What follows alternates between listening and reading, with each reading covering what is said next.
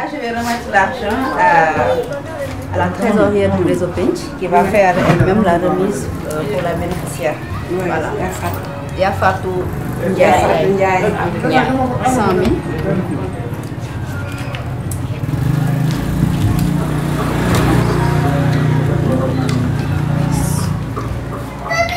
200.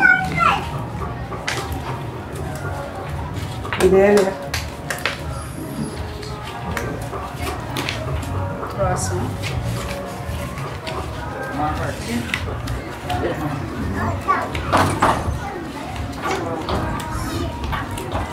400.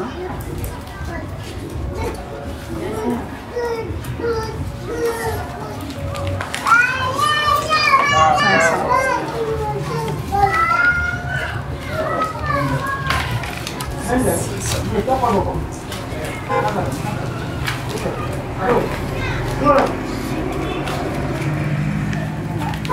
Donc c'est 600 000 pour Sokhna Mbaye. Tay 600 000 la ñuy joxe. 600 000 Sokhna Mbaye. 600 000. 600 000 Sokhna Mbaye. 600 000.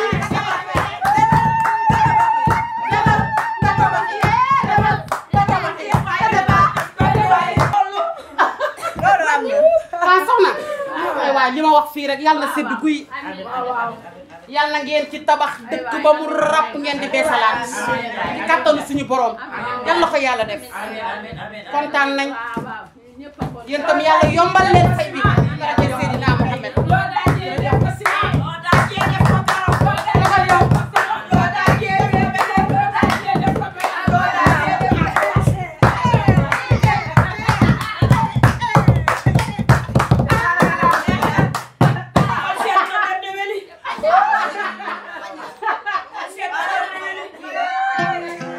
man la Yaay Fatou Ndiaye maa ngi nekk présidente ci benn groupement de femmes boo xamante ni dañuy liggéey groupe céréales locales.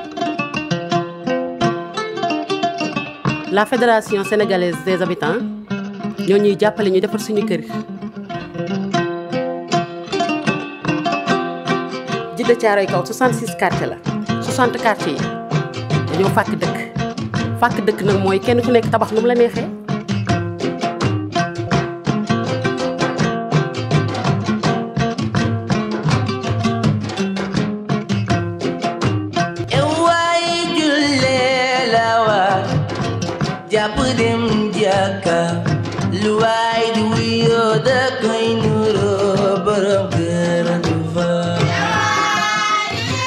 man sama famille ñi ngi fi ñëw en 1963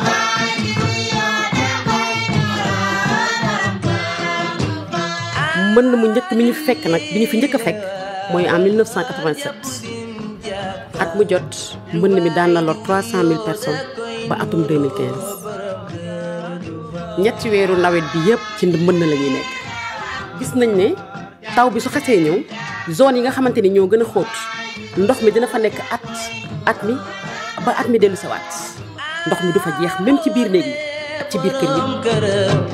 dangay toog ca kër ga. sonnoon nañ torop wax dëgg yàlla sonn nañ torop.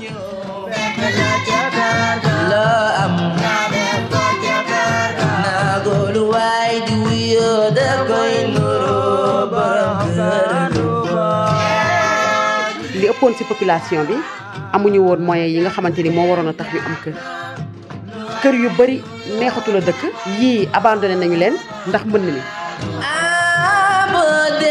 borom kër te doo tëdd waxtu jabar wax nga ni ma tey boole door ak i saaga te doo dundal boo doyee lu waay di wuyoo da koy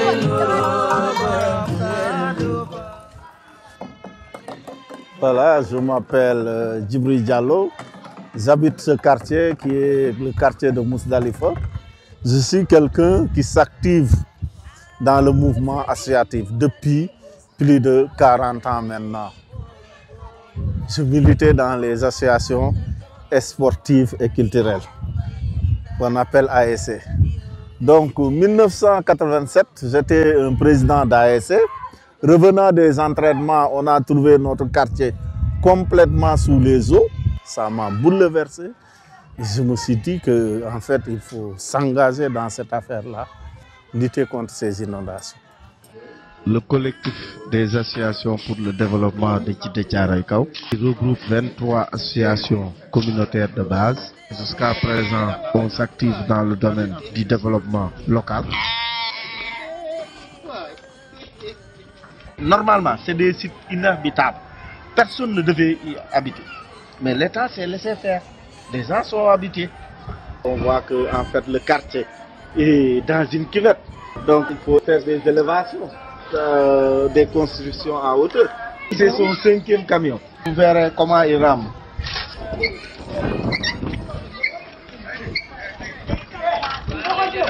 Les gens n'ont pas assez de moyens pour mettre uniquement du gravat et du sol. Alors ils préfèrent acheter la seringue d'ordures ménagères à 500 francs. Alors jusqu'à arriver à remblayer l'ensemble du terrain, ça devient à peu près du compost. Cette pompe là-bas, il est là-bas. Alors on a dépensé beaucoup d'argent, mais je ne sais pas combien de centaines de mille. Ouais. Mais jusqu'à présent en vain.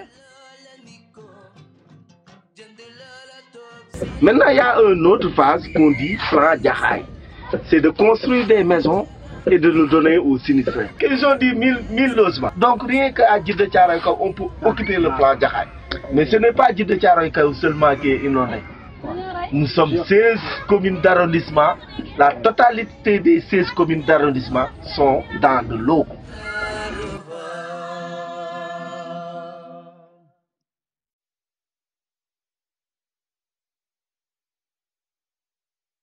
J'ai eu à surfer, à rechercher des partenaires et c'est là que je me suis tombé sur une ONG suisse.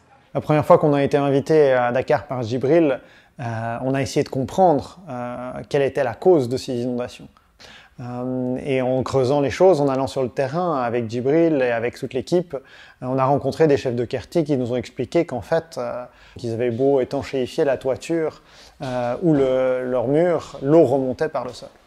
Toute cette problématique, finalement, pour la comprendre, on est allé faire ce que personne n'aime faire, c'est-à-dire lire les rapports techniques. On a trouvé un document capital fait par la Banque mondiale qui parlait en fait des arrêts des pompages de la nappe. Quand on a lu ce document, on a dit tiens, la lumière est venue.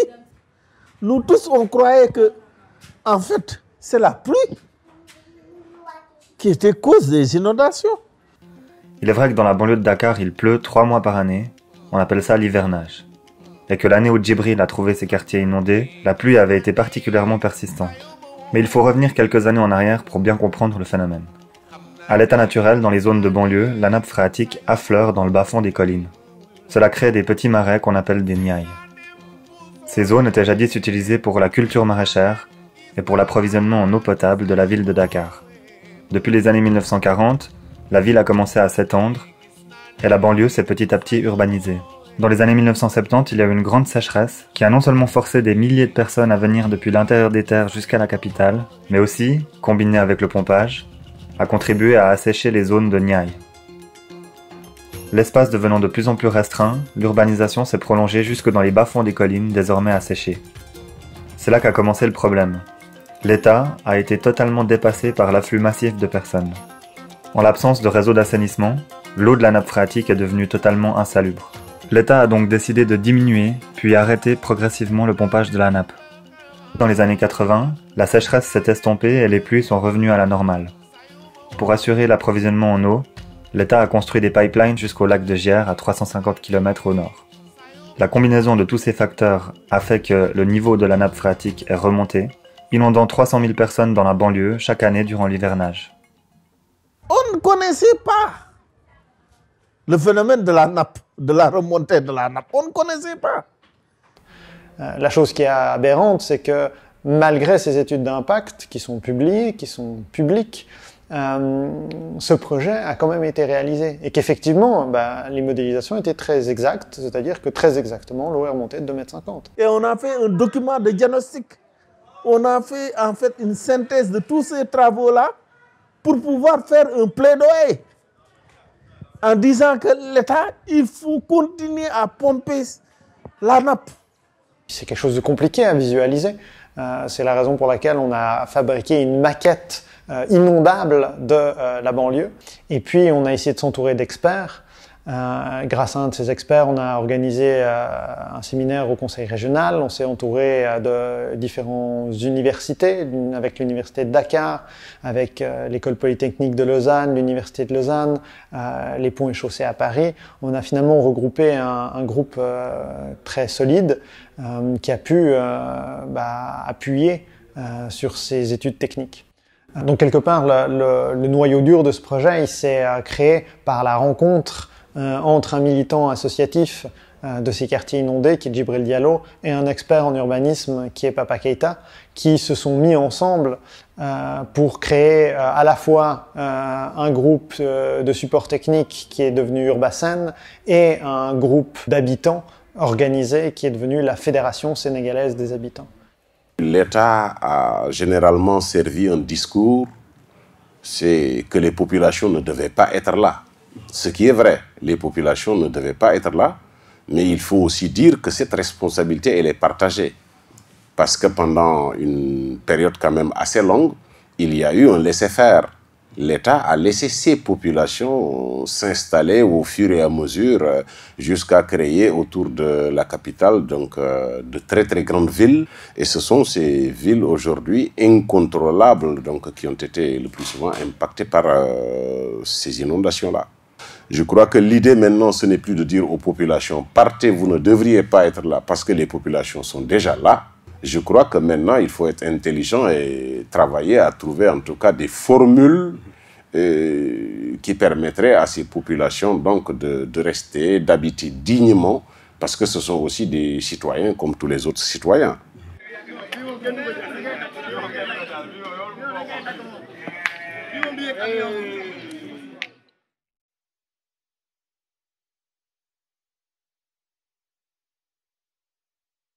Ces populations, il faut les organiser, il faut faire ce qu'on appelle de l'urbanisme de rattrapage. Parce que ce sont des coûts déjà partis. Les gens ont habité n'importe comment.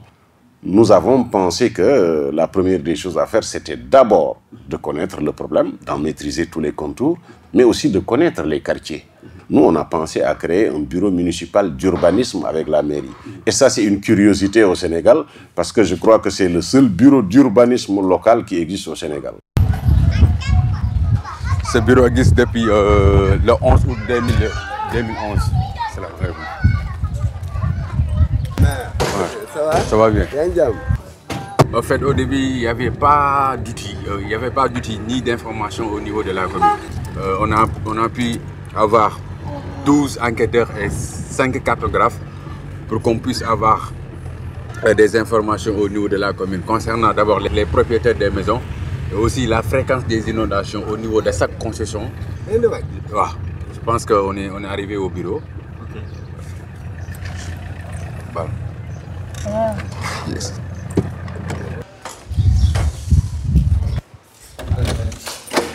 On est arrivé au bureau. On avait au début une carte qui datait de 1996. On a fait géoréférencier ces données sur Google pour qu'on puisse avoir aujourd'hui une interface qui nous permet d'avoir au moins un système d'information géographique pour la commune de Djeddah Thiaroye Kao. Cette interface nous permet d'aller sur le terrain, de faire la mise à jour des données concernant les ménages, des données concernant les caractéristiques de bâti, des données concernant aussi les propriétaires de cette concession. Et on a constaté que parmi ces 5900 et quelques concessions, ils n'ont que des actes de vente. On a scanné l'acte de vente et aussi pour les identifier, on a pu photographier la maison plus le propriétaire en mettant le numéro de la concession dedans.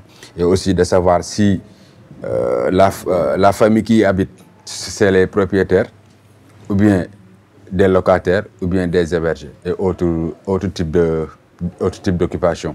C'est la seule commune qui a cette interface au niveau national. Une fois cela fait, nous avons pensé que la restructuration urbaine pouvait aussi être un élément de solution. Et c'est là que nous avons commencé, donc avec les populations, nous les avons déjà organisées, nous avons procédé à un zonage. La commune, elle était tellement grande, nous l'avons divisée en 3 zones différentes. Nous, on a fait comprendre aux populations que ce n'était pas à l'État ou à la mairie de tout faire pour elles. Que ces populations organisées devraient aussi devenir un acteur. Un 3e acteur dans la construction de la ville. Parce que quand on parle de l'habitat social, cela ne doit pas être une affaire de l'État ou de la mairie. Ce doit être l'affaire de tout le monde. Et tout le monde c'est qui? Tout le monde c'est l'État, tout le monde c'est la collectivité locale, tout le monde c'est la population organisée.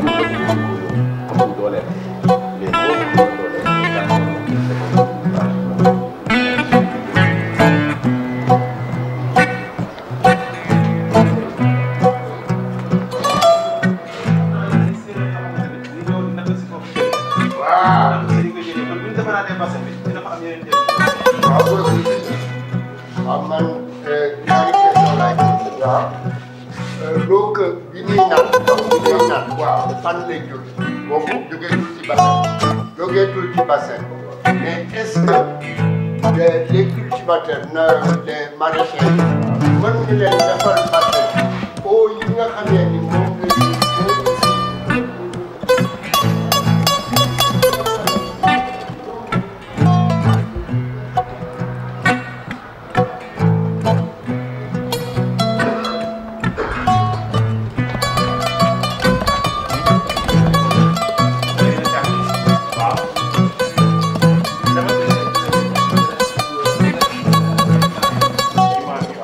Nous avons déjà commencé par des jeux de planification pour que les gens aient une idée de ce que c'est.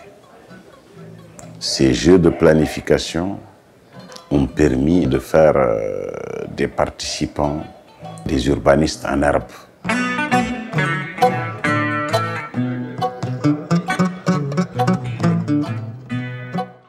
Ensuite, les populations elles-mêmes ont pu dire exactement ce qu'il fallait corriger, là où ça ne marchait pas, parce qu'on ne peut pas connaître les problèmes mieux que les populations qui habitent les quartiers.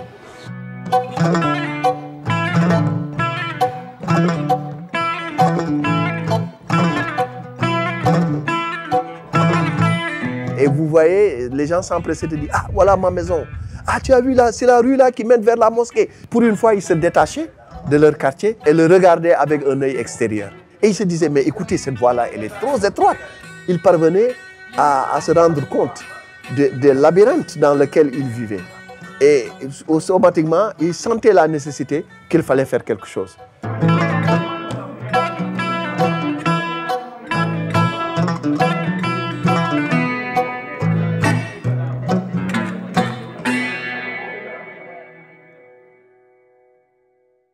Urba DTK n'a pas attendu que l'État paie des études, que l'État paie cher des consultants, que l'État paie des bureaux d'études. Les populations se sont organisées, ont trouvé leurs propres experts qui les ont accompagnés et aujourd'hui on fait tout le travail. Urba DTK, c'est un projet ficelé, c'est un projet prêt à être mis en œuvre. Il reste maintenant pas mal d'infrastructures qu'il faudrait financer. Peut-être que la mairie, suivant ses moyens, pourra peut-être faire quelque chose. On sait que nos mairies ne sont pas très nantis. Mais quand tu frappes à la porte, par exemple, du gouvernement ou de la mairie, en disant, on aimerait avec vous faire ça dans le quartier, et voilà ce que nous pouvons apporter. Ça, je crois que la mairie, comme l'État, ils vont bien aimer. Lors d'un séminaire qu'on organisait dans la banlieue, un jour, on a eu la visite des voitures du président qui sont venues simplement nous chercher au milieu du séminaire, qui nous ont embarqués jusqu'au palais présidentiel face à ce qui était donc Abdoulaye Wade à l'époque pour lui expliquer qu'est-ce que c'était que cette problématique des inondations. Et c'était un peu le point tournant de 3 ans de lobby qui nous ont amené simplement à essayer de convaincre les gens que non, c'était pas simplement les pluies ou un problème sur lequel on n'avait aucune prise, mais que c'était un problème qui était solutionnable dans la mesure où on avait déjà réalisé toutes les études techniques et ce travail a été finalement couronné de succès après 3 ans par la reprise des forages de Thiaroye qui s'est réalisée et qui a permis de sortir finalement ces quartiers des inondations. Donc aujourd'hui, on peut dire que la vie dans ces quartiers peut reprendre.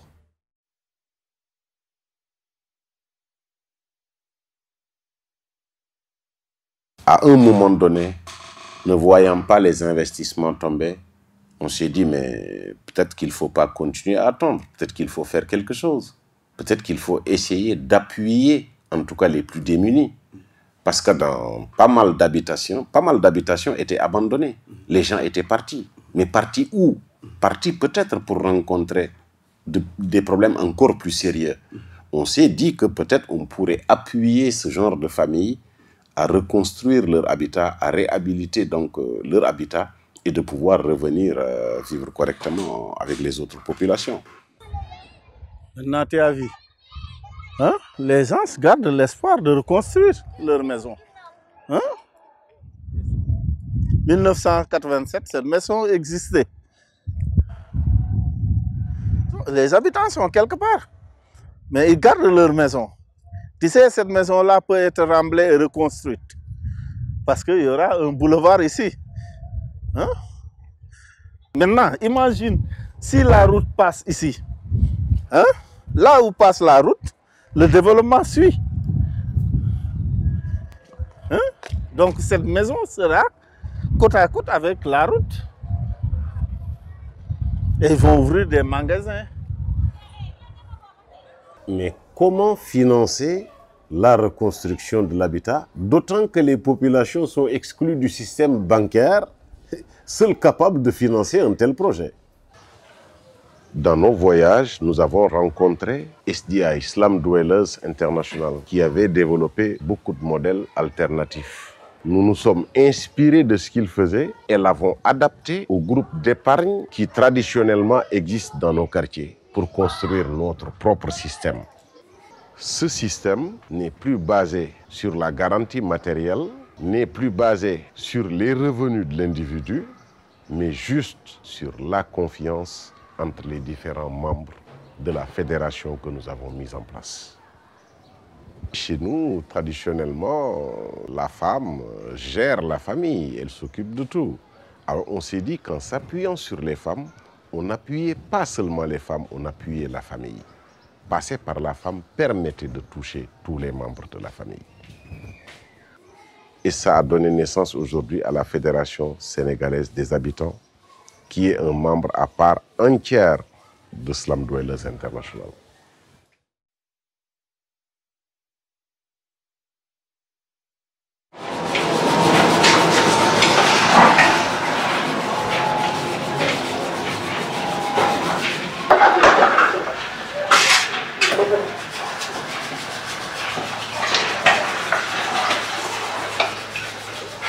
defar rek waaw ba mu baax gis nga ko nii maam Jaara Buso yaay Xaadim Rasuul moo ne ci dugub ji di lay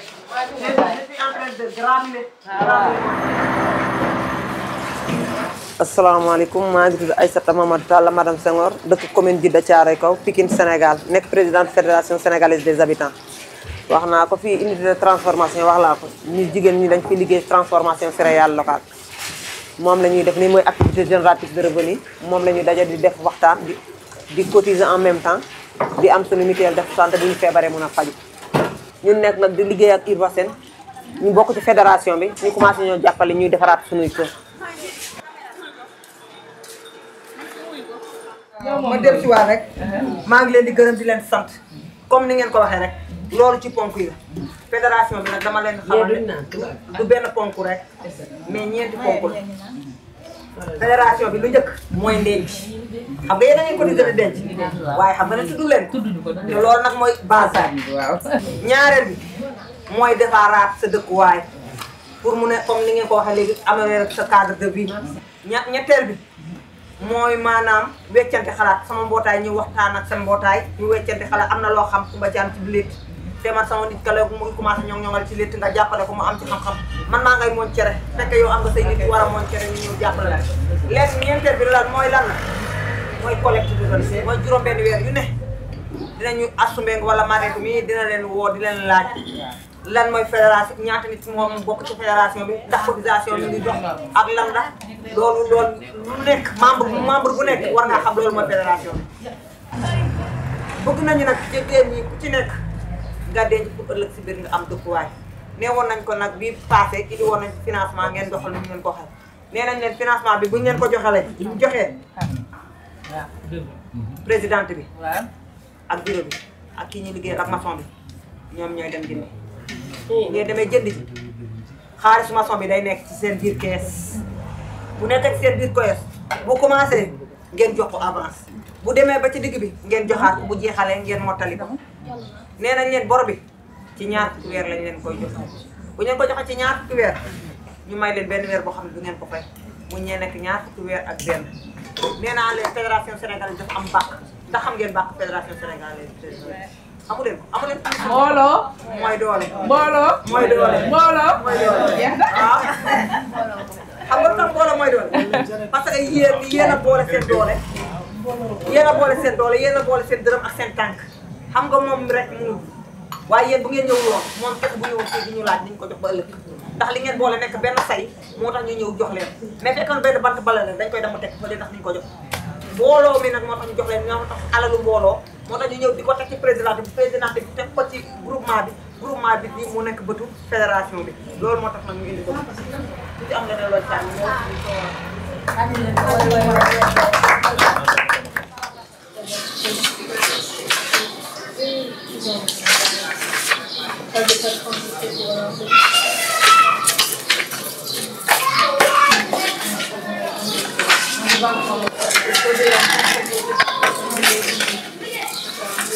ba mu jeex nañu tagale ñaar bu fekkee ne que benn la ndox bi dafay seet mais mélange bi yëpp benn la saabu ciment ba la ñuy def ak ñaari bourre de suuf ak ñetti yu béton ak ñetti siyowu ndox moom mi la ñuy mélanger brique plein creux ak léegi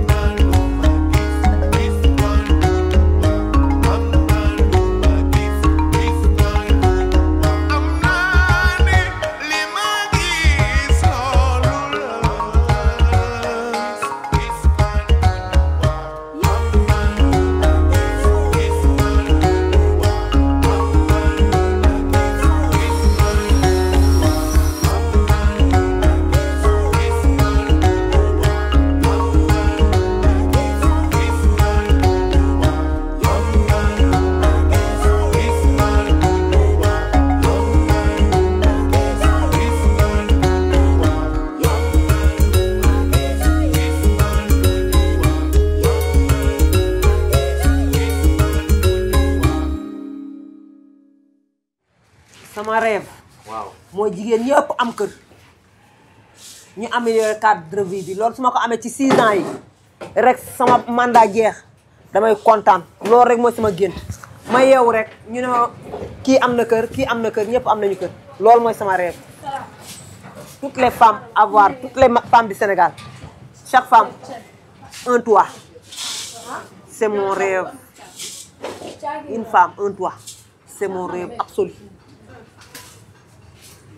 Urbasen fédération sénégalaise jërë ngeen jëf yéen ñuy dugg ci banlieue bi xool li ñu metti ngeen bëgg ñu koo fajal yal na seen tànk gudd lu ma la jox yaay jox naa la 400 téeméer ca junni ya muy 500 000 téeméer ak fukk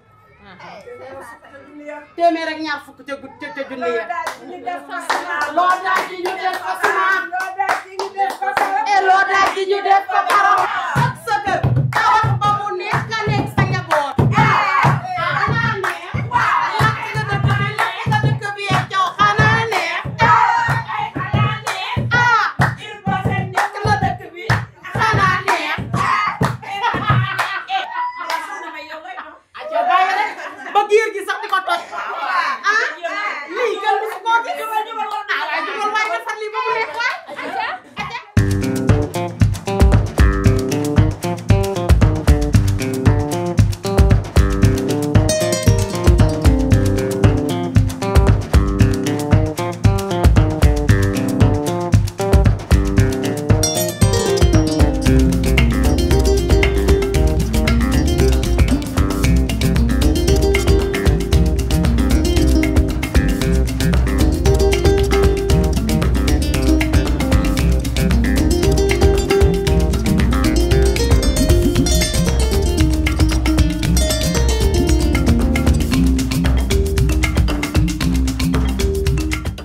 Nous sommes dans un océan, comme je le dis à l'équipe.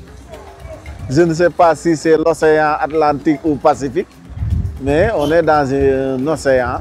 Il faut qu'on ose nager et traverser cet océan. Merci, Alex.